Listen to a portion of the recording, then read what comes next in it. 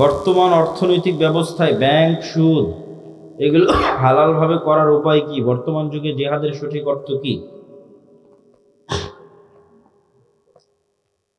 Bank সুদ মুক্ত উপায়ে লেনদেনের উপায় হচ্ছে আপনি নিজে সুদি লেনদেনের সাথে জড়িত থাকবেন না, সুদি লোনের সাথে জড়িত থাকবেন না, এটাই উপায়। বর্তমান যুগে জিহাদের সঠিক অর্থ কি? জিহাদ মানে আল্লাহ সুবহানাহু ওয়া তাআলার রাস্তায় যুদ্ধ।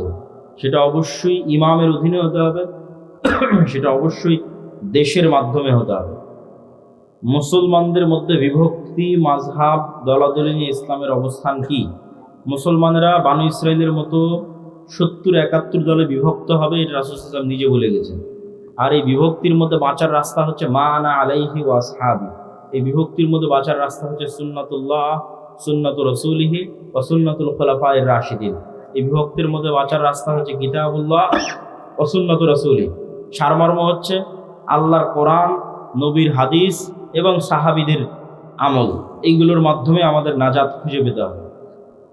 আমি প্রেম করে পারিবারিকভাবে বিয়ে করেছি, এই বিয়ে কি আল্লাহ কবুল করবে? আগের প্রেমের জন্য ক্ষমা চাইতে হবে। বিয়ে যদি ইসলামের নিয়ম অনুযায়ী হয়ে থাকে, আমরা আল্লাহর কাছে দোয়া করি, আল্লাহ তোমার তওবা কবুল করে তোমার বিয়ে থেকে আল্লাহ কবুল করুক এবং বরকত দিক। আল্লাহ আমিন। আমার নাম মুহাইমিনুল।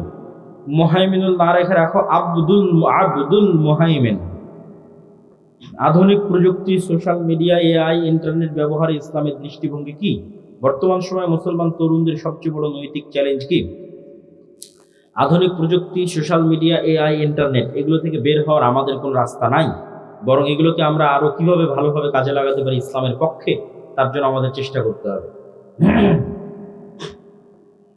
বর্তমান সময়ে মুসলমান তরুণদের সবচেয়ে বড় নৈতিক চ্যালেঞ্জ, আজকে যেটা আলোচনা করলাম এটাও নৈতিক চ্যালেঞ্জ, এর পাশাপাশি অবশ্যই অস্থিরতা, অবৈধ সম্পর্ক, এটা একটা বড় নৈতিক চ্যালেঞ্জ। বর্তমান গণতন্ত্র অনুযায়ী এগুলো কত আলোচনা আর করবো, আজকে আলোচনাই তো করলাম সব। আমি রংপুরে চাকরি করি, মাঝে মাঝে বাড়িতে নাটোরে আসি, আমি কি বাড়িতে এসে নাটোরে সালাত কসর করতে পারবো? নিজ বাড়িতে থাকার জন্য আসলে কসর করতে পারবো না, সফরের মধ্যে বাড়ি হয়ে যাচ্ছ, এরকম সফর রানিং অবস্থায় থাকলে সেটা সমস্যা নেই। সালাফি কনফারেন্সে গিয়ে স্যান্ডেল হারিয়ে গেছে, তাই আর একজনের স্যান্ডেল নিয়ে চলে এসেছি, এখন করণীয় কি?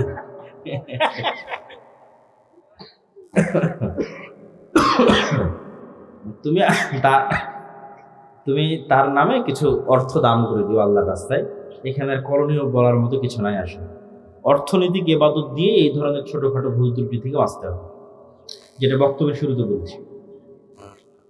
বাড়িতে বা ঘরের মধ্যে চিকা খুব অত্যাচার করে, এই চিকা কি পানিতে ডুবিয়ে রেখে মারা যাবে? কোনো প্রাণীকে মারতে চাইলে কষ্ট দিয়ে মারা যাবে, যেটাতে কষ্ট কম হয় সেই উপায়ে মারতে হবে। বিরক্তিকর কষ্টদায়ক প্রাণীকে আল্লাহ নবী মারার অনুমতি দিয়েছেন, সাপ, বিচ্ছু এগুলোকে রাসূল সাল্লাল্লাহু আলাইহি ওয়াসাল্লাম মারার অনুমতি দিয়েছেন, কিন্তু কষ্ট দিয়ে না, আগুনে জ্বালিয়ে না। ইসলাম কি নারী শিক্ষাকে সমর্থন করে? বর্তমান সমাজের প্রয়োগ কেমন হওয়া উচিত? রাসূল সাল্লাল্লাহু আলাইহি ওয়াসাল্লামের যুগে আয়েশা রাদিয়াল্লাহু তাআলা আনহার কাছে ওমর রাদিয়াল্লাহু তাআলা এবং সাহাবীরা যেতেন মাসলা মাসাইল ফতোয়া নেওয়ার জন্য। তাহলে একটা নারী কি পরিমাণ জ্ঞানের অধিকারী হলে দ্বিতীয় খলিফা ওমরের মতো জ্ঞানী মানুষ আর আব্দুল্লাহ বিন আব্বাস, আব্দুল্লাহ বিন ওমরের মতো জ্ঞানী মানুষেরা তার কাছে যায়, যেটা বুঝতে পারতেছেন এটার মাসলা কেউ বলে দেন। তাহলে নারীদের জ্ঞান অর্জনের পথে বাধা হলে তো সেটা ইসলামের প্রথম যুগেই বোঝা যেত। বরং নারীরা জ্ঞানী হলেই তারা তাদের সন্তান সন্ততিকে ভালোভাবে মানুষ করতে পারবে, কিন্তু কোন জ্ঞান অর্জন করতেছে, কিভাবে অর্জন করছে, এটা হলো দেখার বিষয়। জ্ঞান অর্জন করতেই হবে, কোন জ্ঞান? যদি জ্ঞান হয় অশ্লীলতার, সেটা তো আমাদের সমাজকে ধ্বংস করে। যদি জ্ঞান হয় ফ্রি মিক্সিং এর মাধ্যমে, তাহলে ওই জ্ঞানের তো কোনো দাম নাই। ইজ্জত নষ্ট করে, লজ্জা নষ্ট করে, শালীনতা নষ্ট করে জ্ঞানের কোনো দাম নাই। লজ্জা এবং শালীনতা বজায় রেখে দিনের জ্ঞান এবং পাশাপাশি প্রয়োজনীয় দুনিয়ার জ্ঞান। একাই জবাই করতে পারবে, মেয়েরাও জবাই করতে পারবে, কোনো সমস্যা নেই। বিসমিল্লাহ আল্লাহু আকবার বললে পৃথিবীর সব প্রাণী হালাল, যা পৃথিবীর যে সমস্ত প্রাণী হালাল তার সবই হালাল বিসমিল্লাহ আল্লাহু আকবার বললে। আধুনিক ফ্যাশন ও পোশাকের ক্ষেত্রে পর্দার সীমা কোথায়? পর্দার সীমার নির্ধারণ হবে লজ্জার উপর ভিত্তি করে। মানুষের লজ্জা কতটুকু, মানুষের লজ্জা কতটুকু, এটাই নির্ভর করতেছে এই বিষয়টা নির্ধারণ করার জন্য। আপনি যদি সৌদি আরবে যান, আপনি যদি আফগানিস্তানে যান, তাহলে প্যান্ট শার্ট পরে ঘুরতেও আপনাকে লজ্জাবোধ হতে পারে, কিন্তু বাংলাদেশে আপনাকে প্যান্ট শার্ট পরে ঘুরতে লজ্জাবোধ হবে না, ইউরোপ আমেরিকা লজ্জাবোধ হবে না। তাহলে লজ্জার মাত্রাটা কোন লেভেলে আছে? আবার বাংলাদেশে দেখা যাচ্ছে কেউ যদি হাফ প্যান্ট অথবা 3/4, বিশেষ করে হাফ প্যান্ট পরে ঘুরে, তাহলে লজ্জাবোধ হতে পারে। কিন্তু ভারতেই যদি যান হাফ প্যান্ট পরে ঘুরেন, কোনো লজ্জা নেই। ইউরোপ আমেরিকায় যান, সবাই হাফ প্যান্ট পরে ঘুরতেছে, কোনো লজ্জা নেই। তাহলে এটা লজ্জার মাত্রার উপর নির্ভর করতেছে, 1 নাম্বার। 2 নাম্বার, আল্লাহ সুবহানাহু ওয়া তাআলা যে সীমা দিয়েছে সেটা তো আছে। আল্লাহ পুরুষদের জন্য যে সীমা দিয়েছে সেটা তো আছে, নারীদের জন্য যে সীমা দিয়েছে সেটা তো আছে। কিন্তু সেটার উপরেও যে আপনি বোরখা কেমন পড়তেছেন, আটোশোটো পড়তেছেন কিনা, মুখ ঢাকতেছেন কিনা, এগুলো সব নির্ভর করতেছে অন্তরের লজ্জার উপর। তো লজ্জাশীলা হওয়াটা অন্তরের বিষয়। আপনি বোরখা পরে পুরুষ মানুষের সাথে কথা বললেন, এটা তো পর্দা হলো না। তাহলে তো আপনি পর্দা বুঝলেন না, আপনি মনে করলেন পর্দা মানে পোশাক। পর্দা মানে তো পোশাক নয়। পোশাক পর্দার একটা অনুষঙ্গ, এবং বেপর্দা অনেক বড় শাস্তি। আদম আলাইহিসসালাতু ওয়াসসালাম এবং হাওয়া আলাইহিসসালাতু ওয়াসসালামকে জান্নাতে সর্বপ্রথম শাস্তি দেওয়া হয়েছে উলঙ্গ হওয়ার মাধ্যমে, জামা খুলে নেওয়ার মাধ্যমে। এটা অপমান, কিন্তু আমরা ওই শাস্তি ও অপমানটাকে নিজেদের জন্য সাজসজ্জা এবং ফ্যাশন বানিয়ে নিয়েছি। তাহলে আমাদেরকে আল্লাহ এবং আল্লাহ রসুলের সীমা বুঝতে হবে, এবং ওই সীমার প্রয়োগ হবে অন্তরের তাকওয়া এবং অন্তরের লজ্জা। যে মেয়ে যত লজ্জাশীলা, সে তেমন ঢিলে ঢালা পোশাক পরে, সে তত পুরুষ সমাজ থেকে নিজেকে দূরে রাখার চেষ্টা করে, পুরুষদের সংমিশ্রণ। নামাজরত ব্যক্তির কতটুকু সামনে দিয়ে চলাচল করা যাবে? নামাজরত ব্যক্তির সামনে দিয়ে একটা ছাগল চলাচল করে চলে যাবে, এরকম একটা দূরত্ব বজায় রেখে, তথা 2 হাত বা 3 হাত এরকম একটা দূরত্ব বজায় রেখে চলাচল করা যাবে। তবে সেক্ষেত্রে সূত্রা ব্যবহার করা সবচেয়ে ভালো, এবং নামাজি যখন সালাতে দাঁড়াবে তখনই তিনি সূত্রা দিয়ে সালাতে দাঁড়াবেন, এটা সবচেয়ে উত্তম।